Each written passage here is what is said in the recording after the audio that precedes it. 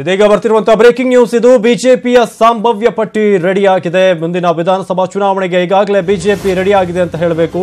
April ಮೊದಲ ವಾರವೇ ಬಿಜೆಪಿಯ 120 ಅಭ್ಯರ್ಥಿಗಳ ಪಟ್ಟಿ ರಿಲೀಸ್ ಆಗುವ ಸಾಧ್ಯತೆ ಇದೆ.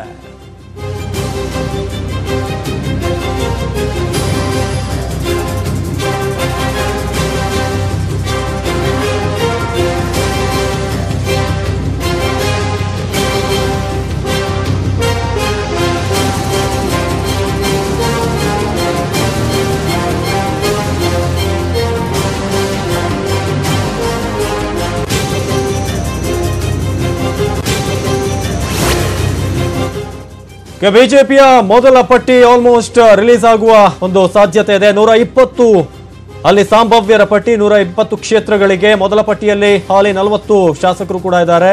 ಮೊದಲ ಪಟ್ಟಿಯಲ್ಲೇ ವಲಸಿಗರಿಗೂ ಕೂಡ ಟಿಕೆಟ್ ಅನ್ನ ಘೋಷಣೆ ಮಾಡಲಾಗಿದೆ. ಸಮಾಜವಾದಿ, ಬಿಎಸ್ಆರ್, ಕೆಜೆಪಿ, ಜೆಡಿಎಸ್ ನಿಂದ ಬಂದಿರುವಂತಹ ಶಾಸಕರಿಗೂ ಕೂಡ ಟಿಕೆಟ್ ಅಲ್ಲಿದೆ.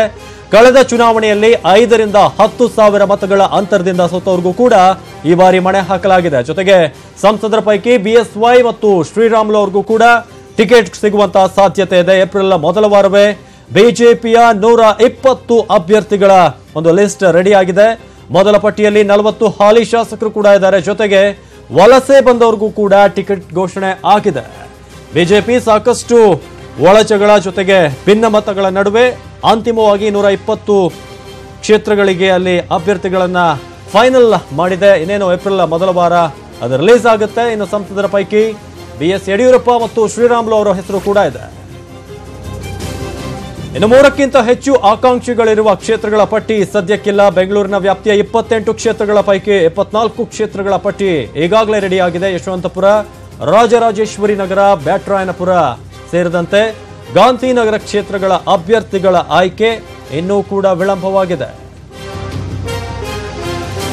ಇದು 3ಕ್ಕಿಂತ ಹೆಚ್ಚು ಆಕಾಂಕ್ಷಿಗಳು ಯಾವ ಕ್ಷೇತ್ರದಲ್ಲಿದ್ದಾರೋ ಆ ಒಂದು ಪಟ್ಟಿ ರಿಲೀಸ್ ಆಗೋದಿಲ್ಲ. ಬೆಂಗಳೂರು ವ್ಯಾಪ್ತಿಯಲ್ಲಿ ನೋಡೋದಾದ್ರೆ 28 ಕ್ಷೇತ್ರಗಳು, ಅದರಲ್ಲಿ 24 ಕ್ಷೇತ್ರಗಳ ಪಟ್ಟಿ ಈಗಾಗಲೇ ರೆಡಿ ಆಗಿದೆ. ಆದರೆ ಯಶವಂತಪುರ, ಆರ್ಆರ್ ನಗರ, ಬ್ಯಾಟರಾಯನಪುರ, ಗಾಂಧಿನಗರ ಈ 4 ಕ್ಷೇತ್ರಗಳಲ್ಲಿ ಇನ್ನು ಯಾರನ್ನ ಕಣಕ್ಕೆ ಇಳಿಸೋದು ಅನ್ನೋದು ಇತ್ಯರ್ಥ ಆಗಿಲ್ಲ. ಹಾಗಾಗಿ ಇದರ ಬಗ್ಗೆ ಕೂಡ ಆದಷ್ಟು ಬೇಗ ಈ ಒಂದು ವಿಚಾರವನ್ನ ಸಾಲ್ವ್ ಮಾಡ್ತಾರೆ ಅನ್ನೋ ಒಂದು ನಿರೀಕ್ಷೆ ಇದೆ.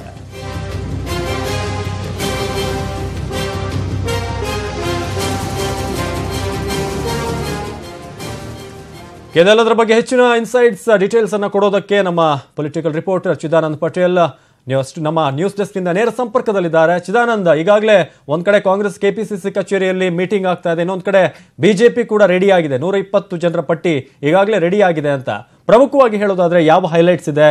ಯಾರ್ಯಾರು ಈ ಬಾರಿ ಟಿಕೆಟ್ ಪಡಿಬಹುದು ಅಂತ 120ರಲ್ಲಿ?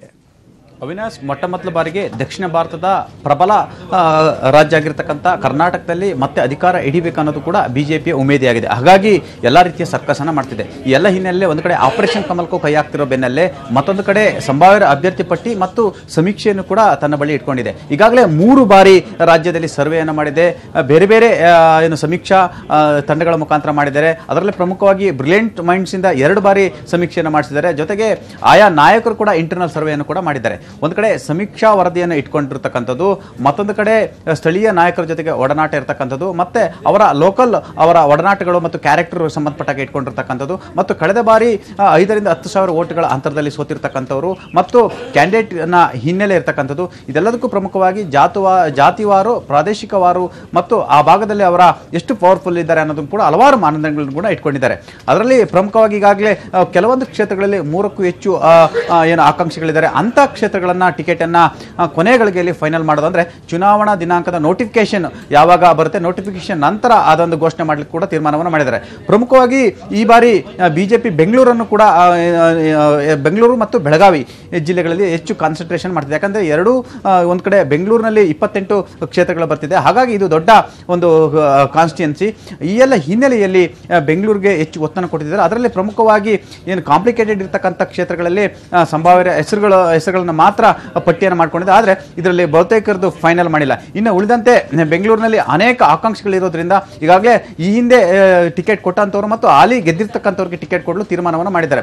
ಇನ್ನು ಉಳಿದಂತೆ ಬಿಜೆಪಿಗೆ ಈಗಾಗಲೇ ವಲಸೆ ಬಂದಿರತಕ್ಕಂಥ JDS ನ ಮಾನಪ್ಪ ವಜ್ಜಲ್ ಇರ್ಬೋದು, ಡಾಕ್ಟರ್ ಶಿವರಾಜ್ ಪಾಟೀಲ್ ಇರ್ಬೋದು, ಜೊತೆಗೆ BSRP ಇಂದ ಬಂದಿರತಕ್ಕಂಥವ್ರು ಮತ್ತು ಪಕ್ಷೇತರಾಗಿರ್ತಂಥವ್ರಿಗೆ ಟಿಕೆಟ್ ಅನ್ನ ಫೈನಲ್ ಮಾಡಿದ್ದಾರೆ. ಯಾಕಂತೇಳಿದ್ರೆ ಅವರಿಗೆ ಟಿಕೆಟ್ ಕೊಡ್ತೀವಿ ಅಂತ ಹೇಳಿದ ಮೇಲೆ ಅವ್ರನ್ನ ಬಿಜೆಪಿಗೆ ತೆಗೆದುಕೊಳ್ಳಲಾಯಿತು.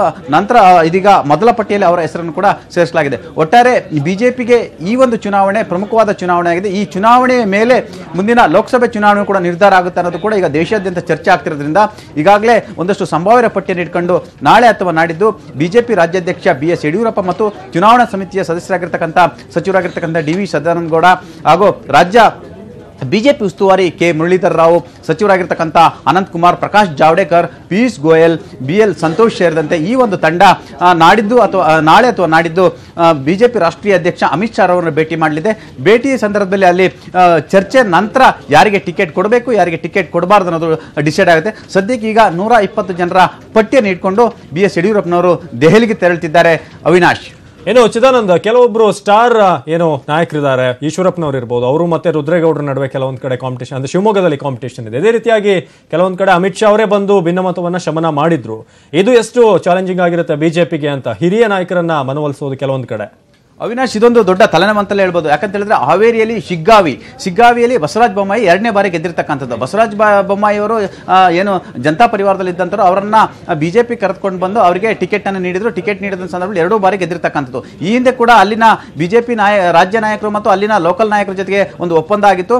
ಅಲ್ಲಿ ಅಂದ್ರೆ ಶಿಗ್ಗಾವಿಯಲ್ಲಿ ಸೋಮಣ್ಣ ಬೇವಿನ ಮರದವರಿಗೆ ನೆಕ್ಸ್ಟ್ ಟಿಕೆಟ್ ಅನ್ನು ಕೊಡೋದು, ಅಂದ್ರೆ 3ನೇ ಬಾರಿ ಅವರಿಗೆ ಟಿಕೆಟ್ ಕೊಡೋದು, ಇದಕ್ಕೆ ಬಸವರಾಜ ಬೊಮ್ಮಾಯಿ ಅವರು ಕೂಡ ಒಪ್ಪಿದ್ರು. ಆದ್ರೆ ಈ ಬಾರಿ ಮತ್ತೆ ಬಸವರಾಜ ಬೊಮ್ಮಾಯಿ ಅವರಿಗೆ ಟಿಕೆಟ್ ಕೊಡಲು ನಿರ್ಧರಿಸಿದ್ರಿಂದ ಬಿಜೆಪಿಯವರು ಆಗಿರ್ತಕ್ಕಂಥ RSS ನಲ್ಲೇ ಬಂದಿರತಕ್ಕಂಥ ಸೋಮಣ್ಣ ಬೇವಿನ ಮರದ ಬಂಡಾಯ ಹೇಳುವ ಸಾಧ್ಯತೆ ಇದೆ. ಅಂದ್ರೆ ಬಂಡಾಯ ಅಭ್ಯರ್ಥಿಯಾಗಿ, ಅಂದ್ರೆ ಪಕ್ಷೇತರ ಅಭ್ಯರ್ಥಿಯಾಗಿ ಸ್ಪರ್ಧೆ ಮಾಡುವ ಸಾಧ್ಯತೆ ಇದೆ ಅಂತ ಹೇಳಲಾಗ್ತಿದೆ. ಇನ್ನು ತುಮಕೂರು ವಿಚಾರಕ್ಕೆ ಬಂದ್ರೆ, ತುಮಕೂರು ನಗರದ ವಿಚಾರಕ್ಕೆ ಬಂದ್ರೆ, ಅಲ್ಲಿ ಈ ಹಿಂದೆ ಸೋತಿದ ಅಂದ್ರೆ ಸಚಿವರಾಗಿ ಕಳೆದ 2013 ಚುನಾವಣೆಯಲ್ಲಿ ಸೋತಿದ್ದಂತ ಸೊಗಡು ಶಿವಣ್ಣ ಕೂಡ ಪ್ರಬಲ ಆಕಾಂಕ್ಷಿಯಾಗಿದ್ದಾರೆ. ಇದರ ಬೆನ್ನಲ್ಲೇ ಅಲ್ಲಿ ಜ್ಯೋತಿ ಗಣೇಶ್ ಅವರನ್ನು ಕೂಡ ಅಭ್ಯರ್ಥಿಯಾಗಿ ಮಾಡ್ಬೇಕಂತ ಹೇಳಿ ತೀರ್ಮಾನ ಮಾಡಿದ್ದಾರೆ. ಯಾಕಂತ ಹೇಳಿದ್ರೆ ಈ ಹಿಂದಿನ MP ಆಗಿದ್ದಂತ ಮಾಜಿ MP ಬಸವರಾಜ್ ಅವರ ಪುತ್ರ ಜ್ಯೋತಿ ಗಣೇಶ್ ಅವರನ್ನ ಕಣಕ್ಕಿಳಿಸೋದು BS ಯಡಿಯೂರಪ್ಪನವರ ಟೀಮ್ನವರ ಉಮೇದಿಯಾಗಿದೆ. ಆದರೆ ಎಲ್ಲ ಒಂದ್ ಕಡೆ ಈಶ್ವರಪ್ಪ ಅಂಡ್ ಟೀಮ್, ಅಂದ್ರೆ ಅವರು ರಾಯಣ್ಣ ಬ್ರಿಗೇಡ್ ನಲ್ಲಿ ಸೊಗಡು ಶಿವಣ್ಣ ಗುರುತಿಸಿಕೊಂಡಿದ್ರಿಂದ ಈಶ್ವರಪ್ಪ ಟೀಮ್ ಸೊಗಡು ಶಿವಣ್ಣಗೆ ಟಿಕೆಟ್ ಕೊಡಬೇಕಂತೇಳಿ ಒತ್ತಾಯನ ಮಾಡಿದ್ದಾರೆ. ಹಾಗಾಗಿ ಸೊಗಡು ಶಿವಣ್ಣ ಅವರು ಎಲ್ಲ ಒಂದ್ ಕಡೆ ಬಂಡಾಯ ಹೇಳುವ ಸಾಧ್ಯತೆ ಕೂಡ ಇದೆ. ಈ ತರ ಅನೇಕ ಕಾನ್ಸ್ಟಿಟ್ಯೂನ್ಸಿ ಇದ್ದಾರೆ. ಅದರಲ್ಲಿ ಪ್ರಮುಖವಾಗಿ ಅದು ಸಾಗರವನ್ನು ತೆಗೆದುಕೊಂಡ್ರೆ, ಸಾಗರದಲ್ಲಿ ಅರ್ತಾಳ ಆಲಪ್ಪ ಅವರಿಗೆ ಟಿಕೆಟ್ ಕೊಡಲು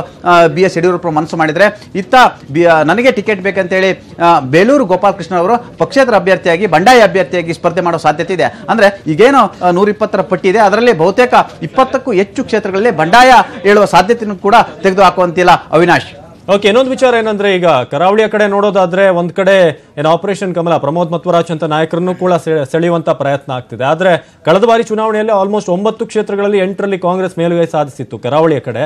ಆ ಕಡೆ ಏನಾದ್ರೂ ಹೆಚ್ಚು ಕಾನ್ಸಂಟ್ರೇಟ್ ಮಾಡ್ಬೋದಾ ಈ ಸಲ ಅಂತ? ಖಂಡಿತ. ಯಾಕಂತ ಹೇಳಿದ್ರೆ ಈ ಸರಿ ಕರಾವಳಿ ಭಾಗದಲ್ಲಿ ಕೂಡ ಎಲ್ಲ ಒಂದ್ ಕಡೆ ಕರಾವಳಿ ಭಾಗದಲ್ಲಿ ಇರ್ತಕ್ಕಂಥ ಕೋಮು ಪ್ರಚೋದನೆಗಳಿರ್ಬೋದು, ಅಲ್ಲಿ ಆಗಿರ್ತಕ್ಕಂಥ ಗಲಾಟೆಗಳಿರ್ಬೋದು, ಅಲ್ಲಿರ್ತಕ್ಕಂಥ ಹತ್ಯೆಗಳಿರ್ಬೋದು, ಈ ಎಲ್ಲವನ್ನು ಇಟ್ಕೊಂಡು ಬಿಜೆಪಿ ಈ ಬಾರಿ ಹೆಚ್ಚು ಗೈನ್ ಮಾಡಲಿಕ್ಕೆ ತೀರ್ಮಾನ ಮಾಡ್ಕೊಂಡಿದೆ. ಹಾಗಾಗಿ ಅಲ್ಲೂ ಕೂಡ ಆಪರೇಷನ್ ಕಮಲಕ್ಕೆ ಕೈ ಹಾಕಿದೆ. ಉಡುಪಿಯ ಹಾಲಿ ಶಾಸಕರು ಮತ್ತು ಸಚಿವ ಪ್ರಮೋದ್ ಮಧ್ವರಾಜ್ಗೆ ಬಿಜೆಪಿಗೆ ಆಹ್ವಾನವನ್ನು ನೀಡಲಾಗಿದೆ. ಆದ್ರೆ ಪ್ರಮೋದ್ ಮಧ್ವರಾಜ್ ಅವರಿಗೆ ಉಡುಪಿ ಕ್ಷೇತ್ರದಲ್ಲೇ ಆಡಳಿತ ವಿರೋಧಿ ಅಲೆ ಇದೆ ಅಂತ ಹೇಳಿ ರಿಪೋರ್ಟ್ ಕೂಡ ಬಿಜೆಪಿ ಬಂದಿದೆ. ಹಾಗಾಗಿ ಅವರನ್ನ ಕಾಪು ಕ್ಷೇತ್ರಕ್ಕೆ, ಪಕ್ಕದ ಕಾಪು ಕ್ಷೇತ್ರ ಟಿಕೆಟ್ ಕೊಡುವುದಾಗಿ ಬಿಜೆಪಿ ಹೇಳಿದೆ. ಆದ್ರೆ ಸದ್ಯ ಕಾಪು ಕ್ಷೇತ್ರದಲ್ಲಿ ಕಾಂಗ್ರೆಸ್ನ ಶಾಸಕ ವಿನಯ್ ಕುಮಾರ್ ಸೊರಕೆ ಅವರಿದ್ದಾರೆ. ಆದ್ರೆ ವಿನಯ್ ಕುಮಾರ್ ಸೊರಕೆ ಮತ್ತು ಪ್ರಮೋದ್ ಮಧ್ವರಾಜ್ ನಡುವಿನ ಸಂಬಂಧ ಬಾರಿ ಚೆನ್ನಾಗಿರ್ತಕ್ಕಂಥದ್ದು. ನನಗೆ ಟಿಕೆಟ್ ಕೊಡೋದಾದ್ರೆ ಉಡುಪಿಗೆ ಕೊಡ್ಲಿ ಅನ್ನೋ ರೀತಿಯಲ್ಲಿ ಇದ್ದಾರೆ. ಹಾಗಾಗಿ ಸದ್ಯ ಪ್ರಮೋದ್ ಮಧ್ವರಾಜ್ ರವರು ಅಳೆದು ತೂಗಿ ನಿರ್ಧಾರ ತೆಗೆದುಕೊಳ್ಳಲು ತೀರ್ಮಾನ ಮಾಡಿದ್ದಾರೆ. ಅಲ್ಲದೆ ಇನ್ನೂ ಕೂಡ ಬಿಜೆಪಿಗೆ ಬರುವ ಬಗ್ಗೆ ಸ್ಪಷ್ಟವಾದ ನಿಲುವನ್ನ ವ್ಯಕ್ತಪಡಿಸಿಲ್ಲ. ಅವಿನಾಶ್, ಧನ್ಯವಾದ ಮಾಹಿತಿಗಾಗಿ ಚಿದಾನಂದ. ಇದು ಬಿಜೆಪಿಯ ಒಂದು ಪಟ್ಟಿ ಈಗ ಇವತ್ತು ರಿಲೀಸ್ ಆಗ್ತಿರೋದು. ಸುಮಾರು 120 ಕ್ಷೇತ್ರಗಳಿಗೆ ಈಗಾಗಲೇ ಅಲ್ಲಿ ಪಟ್ಟಿ ಫೈನಲ್ ಆಗಿದೆ ಅನ್ನೋ ಒಂದು ವಿಚಾರವನ್ನು ನಿಮಗೆ ಹೇಳ್ತಾ ಇದ್ವಿ. ಅದೇ ರೀತಿಯಾಗಿ ಕೆಲವೊಂದು ಕಡೆ ಬೆಂಗಳೂರು ಗ್ರಾಮಾಂತರ ಇರ್ಬೋದು, ಅದೇ ರೀತಿಯಾಗಿ ಹಲವಾರು ಕ್ಷೇತ್ರಗಳ ಪಟ್ಟಿ ಈಗಾಗಲೇ ಫೈನಲ್ ಆಗಿದೆ. ಆಲ್ಮೋಸ್ಟ್ ಅವರಿಗೆ ಟಿಕೆಟ್ ನೀಡೋದು ಅಂತ ಈಗಾಗಿದೆ. ಯಾಕಂದ್ರೆ ಹೊರಗಿನಿಂದ ಬಂದವರಿಗೂ ಕೂಡ ಟಿಕೆಟ್ ನೀಡಲಾಗ್ತಿದೆ. ಚನ್ನಪಟ್ಟಣದಲ್ಲಿ CP ಯೋಗೇಶ್ವರ್ ಇರ್ಬೋದು, ಅದೇ ರೀತಿಯಾಗಿ ಕುಡಚಿಯಲ್ಲಿ ರಾಜೀವ್, ಮೊಳಕಾಲ್ಮೂರಲ್ಲಿ N ತಿಪ್ಪೇಸ್ವಾಮಿ.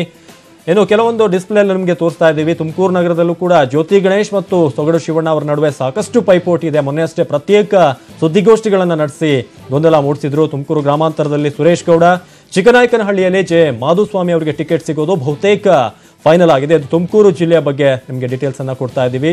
ಇನ್ನು ತುರುವೇಕೆರೆಯಲ್ಲಿ ಮಸಾಲೆ ಜಯರಾಮ್ ಅವರಿಗೆ ಟಿಕೆಟ್ ಕೊಡುವಂತಹ ಸಾಧ್ಯತೆಗಳಿದಾವೆ. ಈ ಒಂದು 120 ಮಂದಿಯ ಒಂದು ಫೈನಲ್ ಆಗಿದೆ.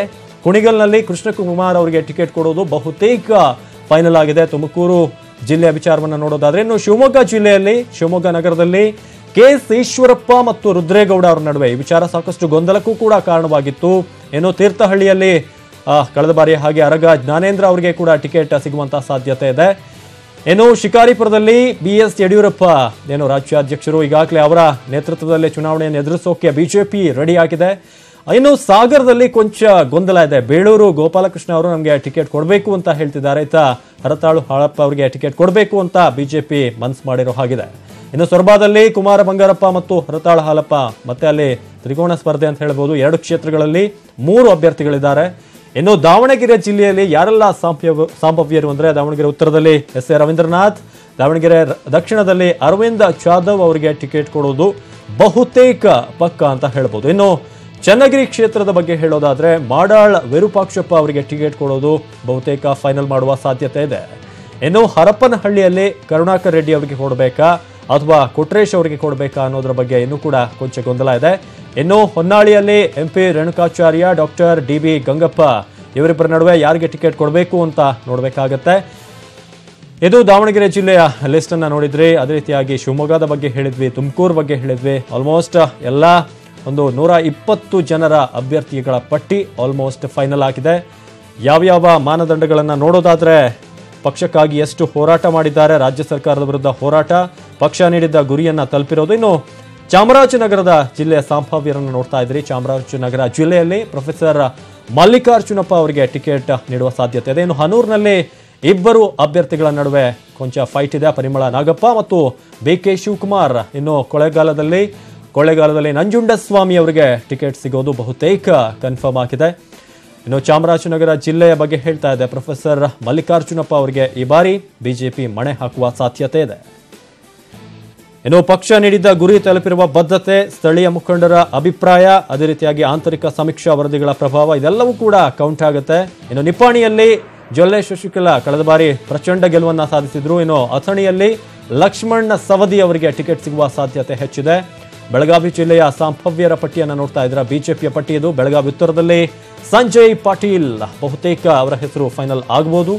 ಬೈಲಹೊಂಗಲ ಡಾಕ್ಟರ್ ವಿಶ್ವನಾಥ್ ಪಾಟೀಲ್ ಅವರಿಗೆ ಟಿಕೆಟ್ ಸಿಗುವ ಸಾಧ್ಯತೆ ಹೆಚ್ಚಿದೆ. ನ್ಯೂಸ್ 18 ಕನ್ನಡದಲ್ಲಿ ಎಕ್ಸ್ಕ್ಲೂಸಿವ್ ಆಗಿ ನೋಡ್ತಾ ಇದ್ರೆ, ಕಲಬುರಗಿಯ ಜಿಲ್ಲೆ ಸಂಭವ್ಯರ ಪಟ್ಟಿಯನ್ನ. ಕಲಬುರಗಿ ದಕ್ಷಿಣದಲ್ಲಿ ದತ್ತಾತ್ರೇಯ ಪಾಟೀಲ್ ರೇವೂರ ಜೊತೆಗೆ ಸೇಡಂನಲ್ಲಿ ರಾಜ್ಕುಮಾರ್ ಖೇಲ್ಕರ್ ಅವರಿಗೆ ಟಿಕೆಟ್ ಸಿಗುವ ಸಾಧ್ಯತೆ ಹೆಚ್ಚಿದೆ.